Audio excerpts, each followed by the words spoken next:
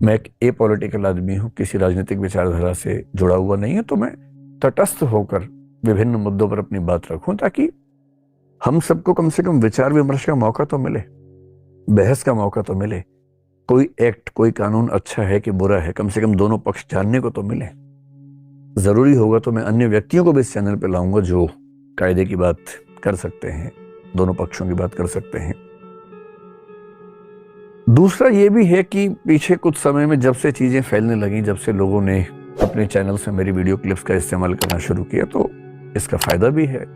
लोकप्रियता किसे बुरी लगती है, पर नुकसान भी है कि कौन कौन से वाक्य को कहां से काट के, संदर्भ से हटा के सनसनीखेज बना के चला देगा, और उसके बाद लंबे समय तक मुझे हजारों लाखों आलोचनाएं और नफरतें झेलनी पड़ेंगी।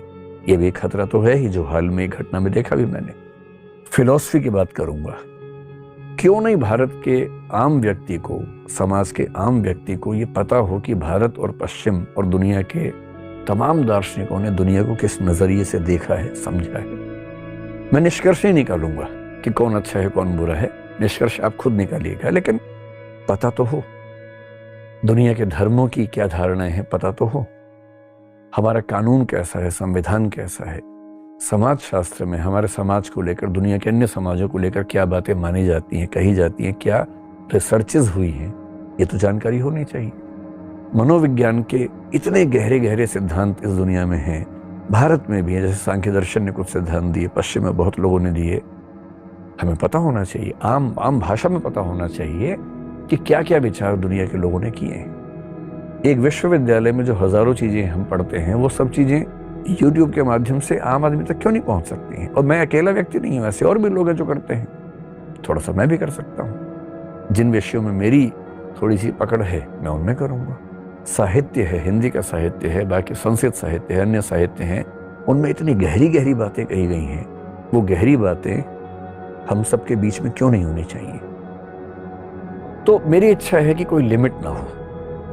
जो समसामयिक मुद्दे हैं, जो डिबेट्स हमारे समाज में चल रही हैं, उन पर भी राय प्रस्तुत हो, और विभिन्न विषयों में जो जो बातें गहराई के स्तर पर कही जाती हैं, उन पर भी चर्चा हो। कुछ लोग कहते हैं कि पढ़ लिख के कोई राजा बनता, ऐसे गधों से दूर रहना चाहिए। यहाँ पर पढ़ लिख के राजा बनने का, यहाँ पे तो पढ़ाई लिखाई बहुत ज्यादा जरूरी है। भारत एक विश्व गुरु के तौर पे जाना जाता था। हमारे यहाँ एक से एक शिक्षक आए लोग, जो शिक्षा दिए लोग। देखिए, शिक्षक एक दीपक के समान होता है, जो खुद जल के दूसरों को रोशनी करता है।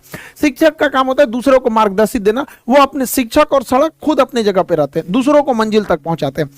शिक्षक एक ऐसा चीज होता है जो हारना पसंद करता है अपने विद्यार्थियों से। एक बार मेरे साथ हुआ, एक मेरा स्टूडेंट था, बहुत शरारती बहुत ज्यादा था। उसका सिलेक्शन हो गया और उसका शौक था कि उसको मतलब अधिकारी बनना है, तो डीएसपी हो गया था। तो एक बार बड़ा जिद किया कि सर ऑफिस में छुट्टी का समय आइए ना कभी, हमारे ऑफिस के सारे स्टाफ लोग भी मिलना चाहते हैं, प्लीज। बहुत रिक्वेस्ट किया, तो हम उसको गए, बताए नहीं कि हम इतना बोले थे आ जाएंगे, लेकिन टाइम नहीं बताए। वहां गए तो उसका सिक्योरिटी गार्ड हमको रोक दिया। हम तो मास्क लगाए थे, कोरोना चल रहा था यहाँ पे। कहा कि रुकिए अभी यहाँ पे सर बिजी है। हमको बड़ा खुशी हुआ, हम चुपचाप बताए नहीं यहाँ पे। कहा कि सर मीटिंग में है। हम क्या, अच्छा रुको।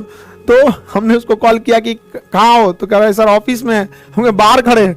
दौड़ा आया और उसको कहा कि तुम सर हमारे खान सर। तो कह रहे तो उसने भी पहचान लिया। हम कहे कि देखो बहुत अच्छा बात है कि इसने अपनी जिम्मेदारी बहुत अच्छे से निभाई है। तो कहने का सेंस है कि इतना खुशी हुआ हमको कि हर माँ बाप और शिक्षक अपने खुद विद्यार्थियों से हारना चाहते हैं। माँ बाप आपसे हारना चाहते हैं, वो चाहते हैं कि आप उनसे भी आगे जाए। हम खुद चाहते हैं कि बाबू, आप सब लोगों से कहते हैं कि पढ़ लिख कर इतने आगे जाइए ना कि आपसे मिलने के लिए हमें आपके ऑफिस में पूछ के आना पड़े। उस दिन हमारे को लगेगा नहीं हम सफल हो गए। हम आपसे हारना चाहते हैं। जी जान लगा के पढ़ाई कीजिए, माँ बाप का, देश का, सबका नाम रोशन कीजिए। हम एक सोने की चिड़िया कहलाते थे एजुकेशन के दम पर। लोग चाइना से पढ़ने आते थे, आज चाइना कितना डेवलप हो गया है। हमारे यहाँ ह्वेनसांग, फाहियान, दुनिया भर के चाइनीज सब पढ़ने आया। विदेशी लुटेरे आए थे तो हमारे यहाँ लूटने के लिए। इसका मतलब हमारे पास कुछ था। ऐसे कोई श्रीलंका में डकैती करने जाएगा, सोचो है ये नहीं है वहां पे, जो बताता है कि हमारे यहाँ कुछ था, तो लूट के ले गए। हमें वापस इस चीज को भरना है। आज के समय शिक्षा से हम इसे भर सकते हैं।